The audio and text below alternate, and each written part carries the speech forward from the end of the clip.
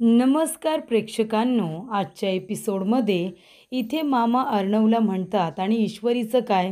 ईश्वरीला सांगितलंस का राकेशबद्दलचं सत्य? कारण ईश्वरी बरोबर त्या नराधमाचं लग्न ठरलंय ना, म्हणून म्हणतोय. तेव्हा अर्णव म्हणत असतो, मामा मी गेलो होतो ईश्वरीला सगळं सत्य सांगायला, पण तिथे तिच्या घरी गेल्यानंतर मला ताईचा फोन आला आणि त्यामुळे मला लगेच घरी यावं लागलं. त्यानंतर मला संधी मिळालीच नाही आहे तिला सत्य सांगायची. पण मी सिंदूरला लवकरात लवकर राकेशबद्दलचं सत्य सांगायचं आहे. तेव्हा मामा म्हणतात, अर्णव अजिबात वेळ वाया घालू नकोस. तू तिला राकेशबद्दलचं सत्य लवकरच सांग. आणि तशीही ईश्वरी समजूतदार मुलगी आहे. तू तिला राकेशचं सत्य सांगितलंस ना, तर ती लगेच तुझ्या बोलण्यावरती विश्वास ठेवेल. पण अशा रीतीने सांग, तिला विश्वासात घेऊन, की तिला सांगितलेलं सत्य आपल्या घरामध्ये कळता कामा नये. तेव्हा इथे अर्णव म्हणत असतो, की मामा तू अगदी बरोबर बोलतोयस, मला तेच करावं लागेल. तेव्हा मामा म्हणतात, जराही वेळ वाया घालू नकोस आणि लवकरात लवकर त्या नराधमाचं सत्य तिला सांगून टाक. जेणेकरून सत्य काय आहे ते सगळ्यांच्या समोर आलंच पाहिजे. फक्त आपल्या घरामध्ये ते कुणालाही कळता कामा नये. तेव्हा इथे अर्णव म्हणत असतो, की मामा ठीक आहे, मी आजच जातो आणि ईश्वरीला सगळं सत्य सांगतो. मी एक गॅजेट मागवलं आहे, ते गॅजेट काही करून तुम्ही ताईच्या रूममध्ये कुठेतरी योग्य ठिकाणी ठेवा. म्हणजे ताईबद्दलची आणि त्या राकेशबद्दलची सगळी माहिती आपल्याला समजेल. तेव्हा प्रेक्षकांनो, इथे आता राकेश म्हणत असतो, घरामध्ये अर्णव दिसत नाही आहे, मामासुद्धा कुठे दिसत नाही. याचा अर्थ माझी बायकोसुद्धा शांतपणे झोपली आहे आणि अर्णवसुद्धा माझं सत्य सांगायला ईश्वरीजींच्या घरी गेला असेल. मला माझ्या कामाला लागायला हवं. आता इथे माझी एक बायको झोपली आहे, तर होणाऱ्या बायकोला फोन केला पाहिजे. तेव्हा राकेश ईश्वरीला फोन करतो. ईश्वरी आता शांतपणे झोपलेली असते. राकेशचा फोन आल्यानंतर ती लगेचच उठून बसते आणि म्हणत असते, की बोला राकेशजी. तेव्हा राकेश म्हणत असतो, ईश्वरीजी तुमच्या आवाजाला काय झालं? तुमची तब्येत ठीक नाही आहे का? तेव्हा ईश्वरी म्हणते, हो मला जरा बरं वाटत नाही आहे. तेव्हा मी जरा औषध घेऊन झोपले होते. तेव्हा राकेश म्हणतो, काय होते तुम्हाला? तुम्हाला बरं वाटत नाही आहे? मी आता येऊ का तुम्हाला बघायला? तेव्हा ईश्वरी म्हणते, हे बघा एवढं काहीही झालेलं नाही आहे, मी ठीक आहे. तेव्हा तिथे सुप्रिया आलेली असते. ती विचारते, कोण आहे? तेव्हा ती खुळूनच सांगते, की राकेश जे आहेत म्हणून. तेव्हा सुप्रिया म्हणते, ठीक आहे. आणि मग इथे राकेश म्हणत असतो, की ईश्वरीजी तुम्हाला बरं वाटत नाही आहे, माझ्या जीवाला आता चैन लागणार नाही. कधी एकदा तिथे येतोय आणि तुमच्या उशाला बसून राहतोय दिवसभर, असं झालं आहे. तेव्हा इथे ईश्वरी म्हणते, नाही नाही राकेशजी, एवढं काही झालेलं नाही आहे. मी डॉक्टरकडून आली आहे आणि औषधंसुद्धा घेतली आहेत. तेव्हा सुप्रिया म्हणते, इशू राकेशजींना येऊन जायला सांग ना. तेव्हा इथे राकेश म्हणत असतो, की आई आहेत का तिथे? आई म्हणतायत ना, की राकेशजींना येऊन जायला सांग. मी तर येणारच आहे, पुढची बोलणी करायला सुद्धा. तेव्हा इथे राकेश म्हणत असतो, ईश्वरीजी मलासुद्धा आता लवकरात लवकर लग्नाचा मुहूर्त काढायचा आहे. आता मला हे एकटं राहणं काही अजिबात सहन होत नाही आहे. एकटेपण आता खायला उठतं आहे. त्याच्यामुळे लवकरात लवकर मुहूर्त काढून लग्न उरकून घ्यायला हवं. तेव्हा प्रेक्षकांनो, इथे अर्णव घाईघाईने आता क्लाउड किचनमध्ये आलेला असतो. तिथे आल्यानंतर बघतो तर काय, ईश्वरी नसते, नम्रता तिथे असते. तेव्हा ती म्हणते, अरे अर्णव सर तुम्ही इथे?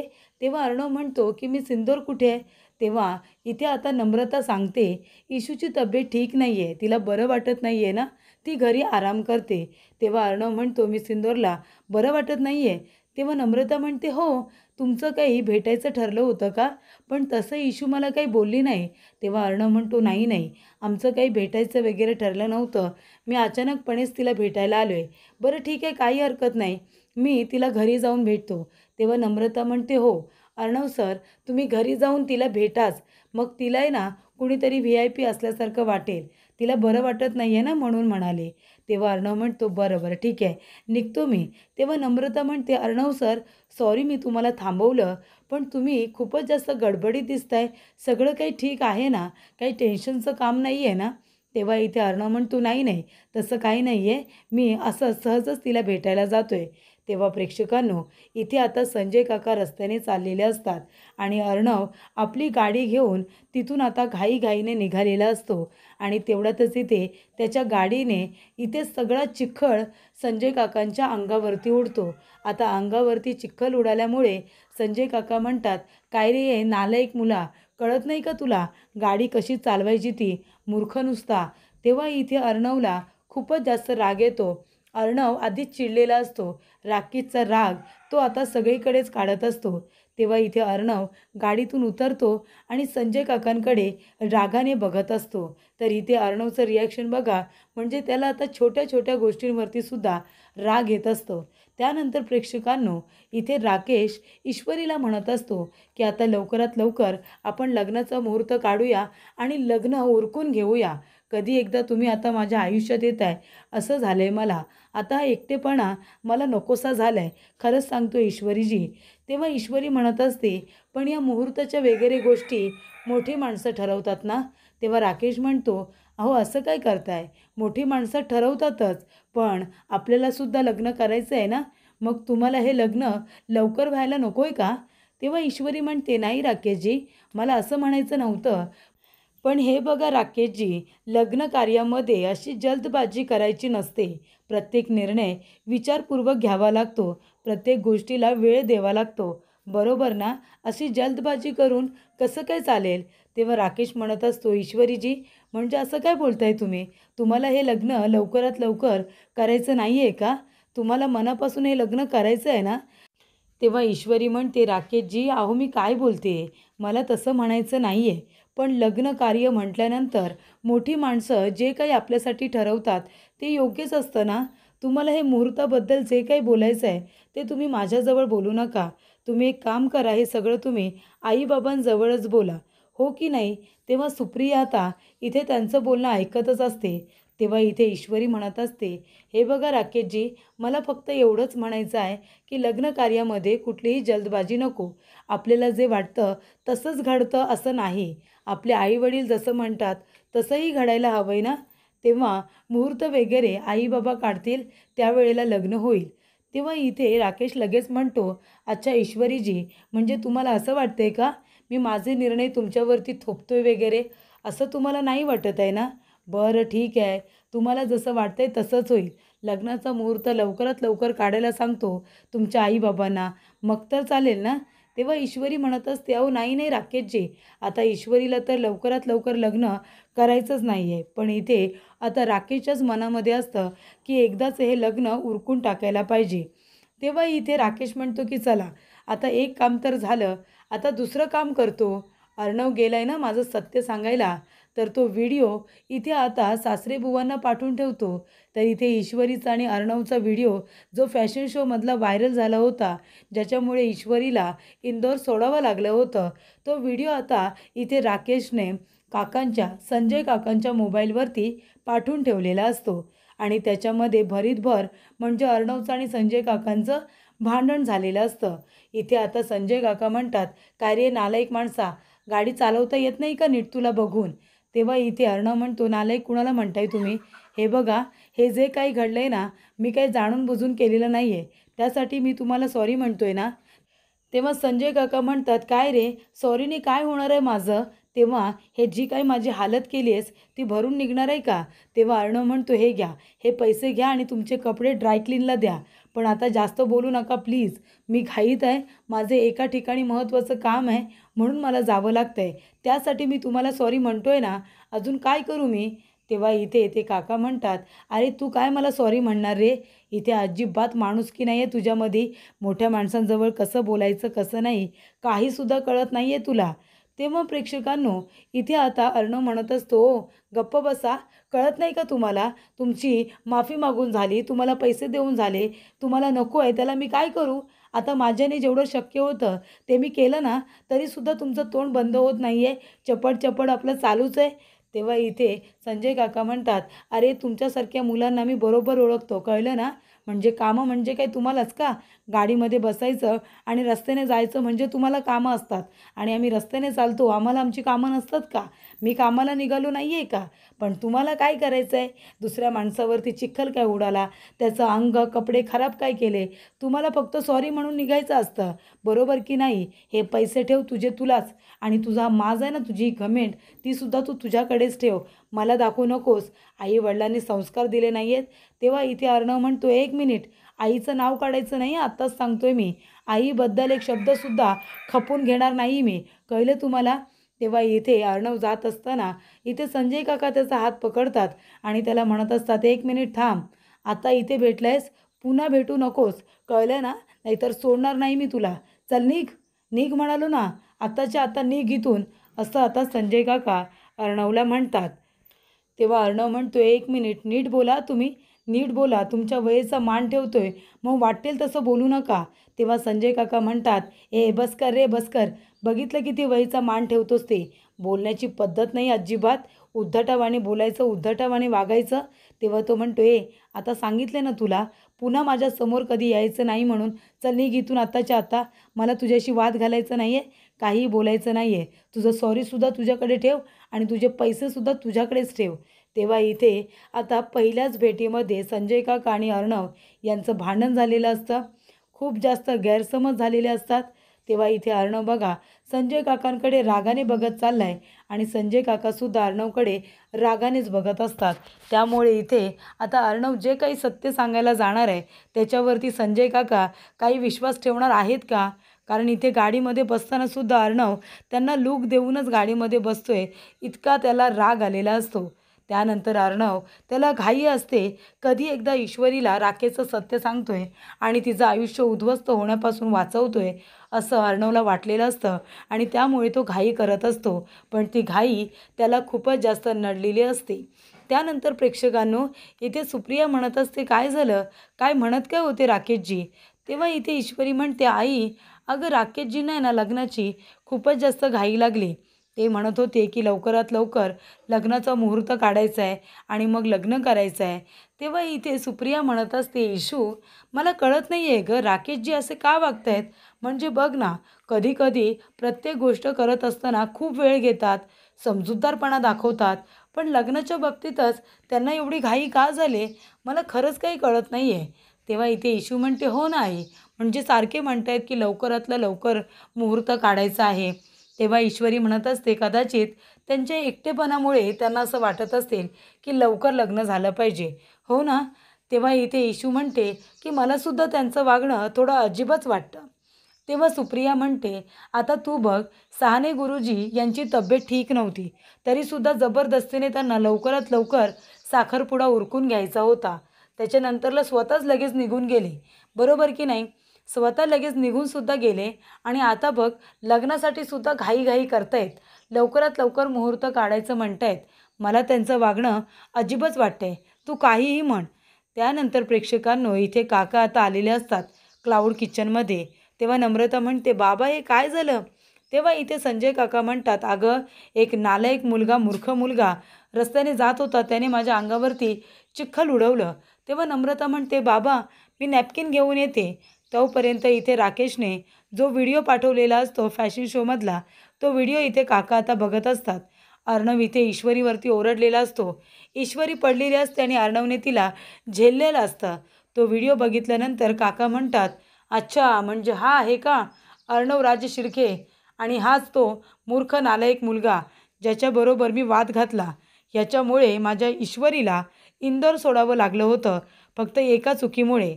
त्याच्यामुळे आता सोडणार नाही आहे मी याला.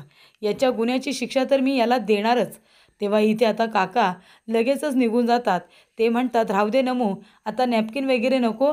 मी आता घरी जातो, अंघोळ करतो आणि मगच कपडे बदलतो." तेव्हा इथे नम्रताला कळतच नाही की नेमकं काय झालं आहे. बाबांना इतका कसला राग आला आहे, ते इतके का चिडलेत. त्यानंतर प्रेक्षकांनो इथे मामा आता अंजलीच्या रूममध्ये येतात. अंजली शांतपणे झोपलेली असते. तेव्हा मामा इथे आपल्या भाचीला अंजलीला जाग येऊ नये म्हणून हळूवारपणे दरवाजा उघडतात आणि बंद करतात. जे अर्णवने गॅजेट मागितलेलं असतं, जेणेकरून इथे अंजलीला राकेशपासून कुठलाही धोका नको आहे म्हणून इथे ते गॅजेट आता मामांनी आणलेलं असतं आणि ते तिच्या रूममध्ये अशा ठिकाणी ठेवणार असतात की राकेशला ते दिसता कामा नये. तेव्हा इथे मामा आता ते गॅजेट इथे आता प्रत्येक राकेशच्या खबरवरती लक्ष राहावं, त्याची काय मुवमेंट आहे, तो कशा पद्धतीने अंजलीला त्रास देऊ शकतो, हे सगळं आता अर्णव आणि मामांना माहिती असतं. त्यामुळे प्रेक्षकांनो, इथे ते गॅजेट मामांनी कुठे ठेवायचं तो विचार करता करता टेबल लॅम्पमध्ये ठेवलेलं असतं. त्यानंतर प्रेक्षकांनो, इथे आता त्याच वेळेला बरोबर तिथे आलेला असतो तो म्हणजे राकेश. राकेश येतो आणि बघतो तर मामा तिथेच उभे असतात. तेव्हा राकेश म्हणतो, मामा काय झालं, तुम्ही इथे काय करताय आमच्या रूममध्ये? तेव्हा इथे मामा आता मनामध्ये घाबरतात, याने मला गॅजेट ठेवताना बघितलं की काय? मामा म्हणतात, नाही काही नाही, मी इथे माझ्या अंजलीची तब्येतीची चौकशी करायला आलो होतो. तेव्हा राकेश म्हणतो, अंजली झोपलेली असताना तुम्ही तब्येतीची चौकशी करायला आलाय? तेव्हा इथे मामा म्हणतो, हो, मला माहिती नव्हतं ना ती झोपली आहे म्हणून, म्हणून मी चौकशी करायला आलो होतो, पण ती झोपले शांतपणे तर मी जातच होतो. तेव्हा इथे राकेश म्हणतो, हो का, म्हणजे जर इथे माणूस झोपला असेल तर तो झोपलेला असताना त्याच्या तब्येतीची चौकशी करायला यायचं असतं का? नाही, म्हणजे मला असं वाटलं की तुमचा फक्त एकच छंद आहे की माणसांबद्दल माहिती गोळा करायची, त्यांचे फोटोज व्हिडिओज काढायचे आणि ते रेकॉर्डला ठेवायचे पुरावा म्हणून. मला वाटलं तुमचा फक्त तो एकच छंद आहे. तेव्हा मामा म्हणतात, नाही ना, तो तर माझा छंद आहेच की इथे लोकांचे फोटोज काढायचे, त्यांचा खोटारडेपणा पकडायचा, पुरावे गोळा करायचे आणि मग ते पुरावे आपल्याजवळ ठेवायचे. म्हणजे त्या माणसावरती आहे ना असा कंट्रोल राहतो. म्हणून मी पुरावे गोळा करतो आणि रेकॉर्डला ठेवतो. तेव्हा इथे राकेश म्हणतो, हो मामा, खरंच तुम्हाला असं वाटतं? म्हणजे एखाद्या माणसाबद्दल माहिती गोळा केली, त्याच्याबद्दल पुरावे मिळाले, तर त्या माणसावरती असा कंट्रोल राहतो, असं खरंच वाटतं तुम्हाला? तेव्हा मामा म्हणतात, हो, म्हणजे मला तर वाटतं की त्या माणसावरती कंट्रोल राहतो आणि जरी तो माणूस कंट्रोलमध्ये नाही राहिला तरीसुद्धा सत्य जवळ असतं. बरोबर की नाही? कारण सत्य हे आपल्याजवळ असेल ना तर ते दुनियेसमोरसुद्धा लवकरात लवकर येतं. सत्य हे लवकरात लवकर सगळ्यांच्या समोर येतं आणि ते सगळ्यांना कळतं. म्हणून निदान पुरावे म्हणून तरी ते आपल्याजवळ ठेवायचे असतात. तेव्हा इथे मामा म्हणतात, अहो काय झालं जावई बापू, तुम्ही इतके सिरियस का झालात? जाऊ दे, सोडा या गोष्टी, इतके सिरियस नका हो. तेव्हा राकेश म्हणतो, मामा, अहो मी कशाला सिरियस होतो आहे, मी तर सगळं सोडूनच देतो. मी काहीही मनावरती घेत नाही, मी सगळं सोडून देतो आणि जे मला मनावरती घ्यायचं आहे ते घेतल्याशिवाय मी राहत नाही. कळलं तुम्हाला? तेव्हा इथे मामा आता तिथे रागाने त्याच्याकडे बघत असताना राकेश म्हणतो, कसं आहे ना, कधी कधी पुरावे गोळा करता करता आपण कुठल्या इथे आता संकटात तर सापडणार नाही ना, याचीसुद्धा घ्या काळजी मामा, असं इथे राकेश त्याला म्हणतो. तेव्हा इथे मामा म्हणतात, माझी काळजी करू नको, मी माझी काळजी करायला समर्थ आहे. कळलं का जावई बापू? असं म्हणून मामा तिथून निघून जातात.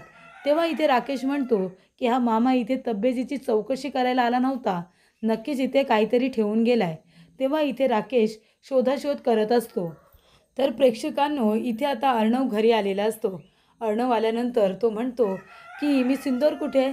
तेव्हा सुप्रिया म्हणते, अरे अर्णव तू ये ना, अरे ईश्वरीला बरं नाही आहे, इशूने आत्ताच इथे औषधं घेतलेत आणि ती झोपले शांतपणे, तिची तब्येत बरी नाही आहे ना म्हणून.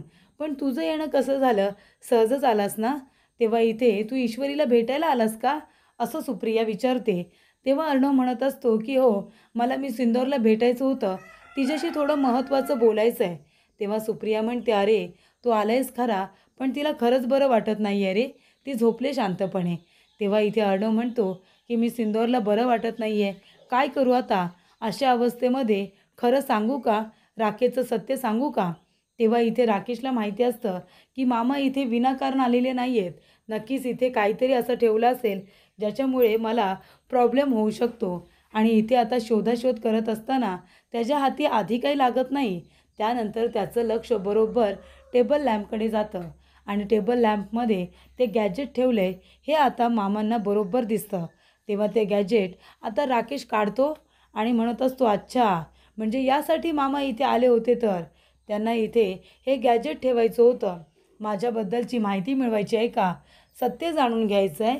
तेव्हा इथे राकेश म्हणतो, पण मी असताना तुम्ही लोक माझं काही वाकडं करू शकणार नाही. तेव्हा तो ते गॅजेट तोंडाने तोडायला जाणार तेवढ्यातच तो थांबतो आणि ते गॅजेट आपल्या खिशामध्ये ठेवतो. शर्टच्या खिशामध्ये ते गॅजेट आता त्याने ठेवलेलं असतं. ते तोडून टाकत नाही, फोडून टाकत नाही. ते सरळ तो आपल्या आता खिशामध्ये ठेवून देतो. त्यानंतर प्रेक्षकांनो, इथे आता अर्णव ईश्वरीकडे गेलेला असतो. त्या ठिकाणी आता पुन्हा ईश्वरीचे वडील आणि त्याच्यामध्ये वाद सुरू होतो. तर पुढील भागामध्ये इथे अर्णव म्हणत असतो, हे बघा मी जे काही बोलतोय तुम्ही प्लीज माझं म्हणणं ऐकून तरी घ्या ना. तेव्हा इथे संजय काका म्हणतात, हे बघ मी तुझं काही ऐकून घेणार नाही आहे, कुठल्याही बोलण्यावरती विश्वास ठेवणार नाही आहे. तेव्हा इथे अर्णव म्हणतो, तुम्हाला विश्वास ठेवावा लागेल. तेव्हा इथे संजय काका म्हणतात, हे बघ तू इथून आत्ताच्या आत्ता निघून जा. मला तुझं तोंडसुद्धा बघायचं नाही आहे, की मला तुझं काही ऐकून घ्यायचं नाही आहे. तेव्हा इथे अर्णव म्हणतो, की तुम्हाला ऐकून घ्यावं लागेल. तेव्हा ईश्वरी म्हणत असते, सर प्लीज तुम्ही माझ्या बाबांवरती असे ओरडू शकत नाही. तुम्ही प्लीज माझ्या बाबांवरती ओरडू नका. तेव्हा अर्णव म्हणतो, मी सिंदूर तू प्लीज माझं एकदा ऐकून तरी घे ना.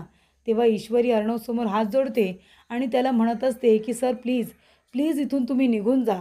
मला तुमचं आता काहीही ऐकून घ्यायचं नाही आहे. तेव्हा प्रेक्षकांनो, इथे आता अर्णव इतकं समजावून सांगण्याचा प्रयत्न करत असतो तरीसुद्धा कुणीही त्याचं ऐकून घ्यायला तयारच नाही आहे. तर प्रेक्षकांनो, इथे आता ईश्वरीला स्वतःचं आयुष्य उद्ध्वस्त करून घ्यायचं आहे तर घेऊ दे.